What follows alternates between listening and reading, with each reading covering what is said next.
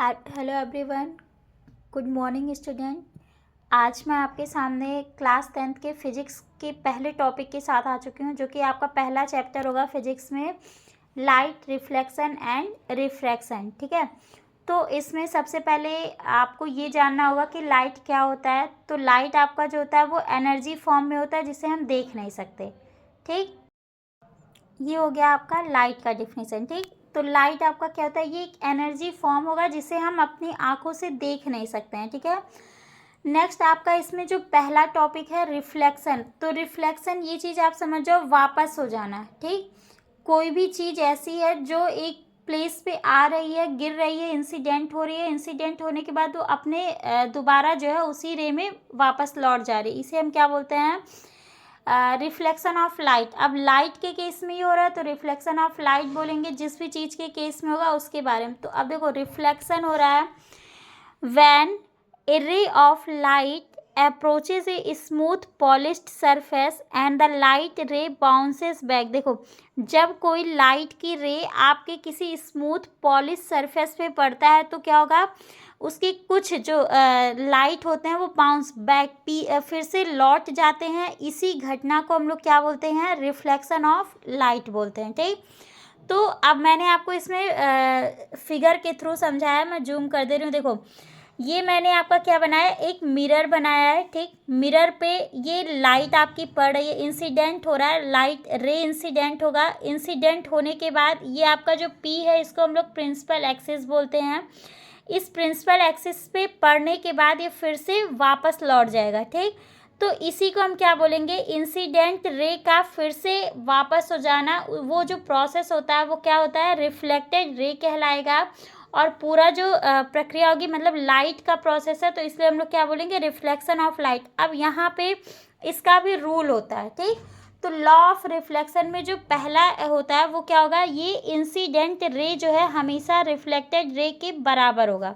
ठीक है, the angle of incidence is always equal to angle of reflection. ये आपका क्या हो गया, इक्वल होता है।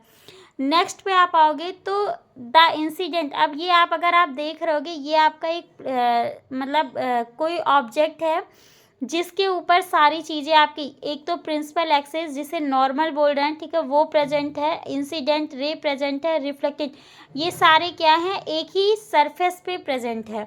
ये आपका नेक्स्ट रूल होता है, the incident ray reflected ray and the normal to the reflecting surface at the point of incidence lie in the same plane. ठीक, ये क्या होंगे, सेम प्लेन में होंगे। नेक्स्ट आपका क्या होता है, रिफ्लेक्शन ऑफ लाइट जो है स्फेरिकल। ठीक, स्फेरिकल मिरर पे किस तरीके से आपका जो रिफ्लेक्शन होगा लाइट का, तो वो क्या है, देखो, मिरर्स हुज रिफ्लेक्टिंग सरफेस, ऐसे मिरर जिनके पास क्या हो, रिफ्लेक्टिंग सरफेस हो, आर कर्व्ड इनवर्ड और आउटवर्ड, और वो क्या हो, या तो वो अंदर की तरफ कर्व्ड फॉर्म में होंगे या फिर वो बाहर की तरफ कर्व्ड फॉर्म में होंगे, आर कार्ड स्फेरिकल। ऐसे जो मिरर होते हैं उनको हम क्या बोलते हैं, स्फेरिकल मिरर बोलेंगे। फॉर एग्जांपल आपका स्पून, आप सबके घर में चम्मच यूज होता होगा, आपने देखा होगा स्पून कैसा होता है, उसका जो आउटर भाग होता है वो स्फेरिकल फॉर्म में होता है। ठीक, अब मिरर मेनली कितने टाइप के होते हैं जो आपको आपके चैप्टर में पढ़ना है, वो 2 टाइप्स के मिरर होते हैं, एक तो कॉनकेव मिरर और दूसरा क्या होता है, कॉन्वेक्स मिरर। ठीक, तो देखो, कॉनकेव मिरर क्या होता है, इट इज़ कर्व्ड इनवर्ड, ये अंदर की तरफ मुड़ा होता है। ये डिफरेंस बस याद रखिएगा कॉनकेव और कॉन्वेक्स मिरर में।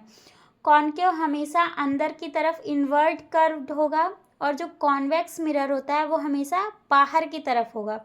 तो अब देखो, ये सारी चीज़ें अब मैंने इसको फिगर के थ्रू भी आपको दिखा दिया। देखो, ये आपका कॉनकेव मिरर है, ये क्या है, अंदर की तरफ झुका हुआ है। ठीक, और जो रिफ्लेक्टिंग मिरर है ये बाहर की तरफ उभरा हुआ पार्ट है, ये निकला हुआ पार्ट है। इसको हम लोग कन्वर्जिंग मिरर बोलते हैं, इसको डाइवर्जिंग। अब कल के टॉपिक में मैं आपको जो है इसके जो आगे के पॉइंट है, पहला तो आपको ये बताऊंगी कि इसमें कौन कौन से जो प्रिंसिपल एक्सिस कौन सा है, इंसिडेंट रे, इन सब का मीन्स क्या होता है, इसको मैं आप लोग को लिखवा दूंगी।